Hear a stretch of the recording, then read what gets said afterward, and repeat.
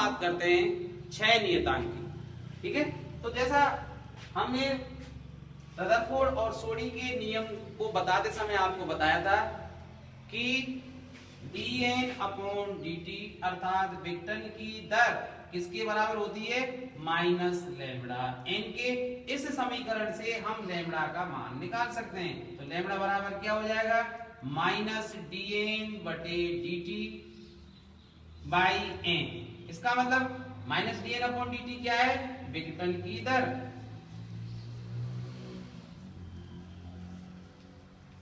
बटे n क्या है, अविघटित नाभिकों की संख्या।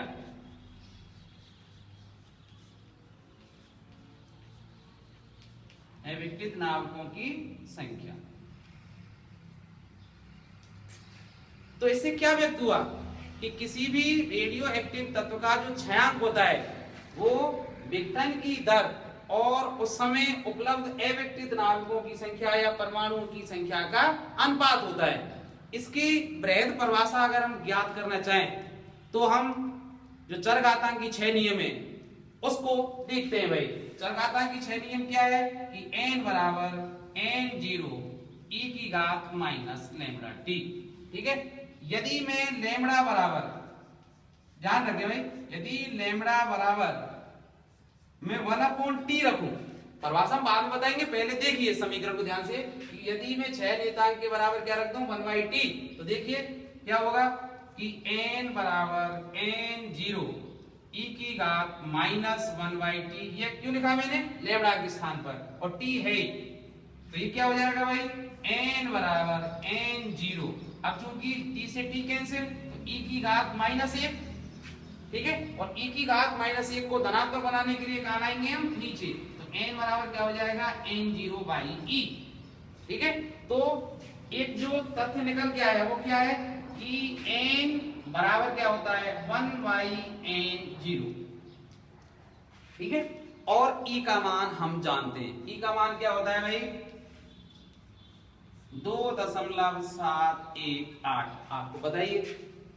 और अगर मैं 1 को डिवाइड करूं 2.718 से तो वो लगभग आएगा 0.37, और n0 है ही। और अगर इसको मैं प्रतिशत में व्यक्त करना चाहूं तो कैसे व्यक्त कर सकता हूं, 37% n0, क्योंकि हम जानते हैं कि प्रतिशत में व्यक्त करने के लिए हम 100 का गुणा कर देते हैं, तो 0.37 into 100 इक्वल टू 37, तो 37% n0। तो अब देखिए किसकी परिभाषा, 6 नियतांक की। ये सब कुछ कब आया, जब मैंने लैम्बडा की जगह पर क्या रखा था 1/t। ठीक है, तो देखिए परिभाषा, तो वह समय जिसमें किसी रेडियो एक्टिव तत्व के नाभिकों की संख्या n क्या है, किसी समय विशेष पर नाभिकों की संख्या, अविघटित नाभिकों की संख्या। तो दोबारा से सुनिए, तो वह समय जिसमें किसी रेडियो एक्टिव तत्व के नाभिकों की संख्या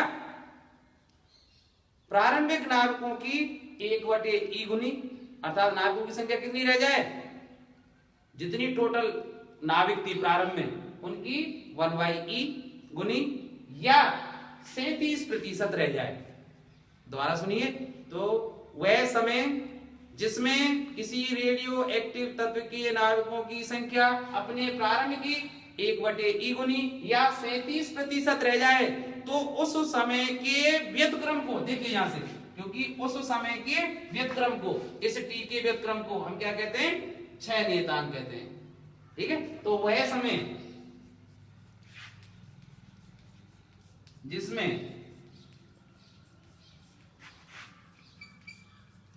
किसी रेडियो एक्टिव तत्व के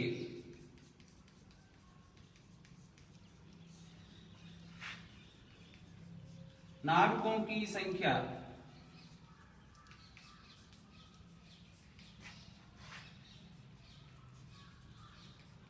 प्रारंभिक मान की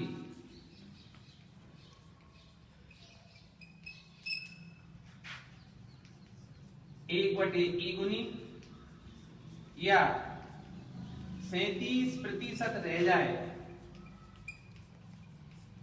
तो उस समय के व्युत्क्रम को 6 नियतांक कहते हैं।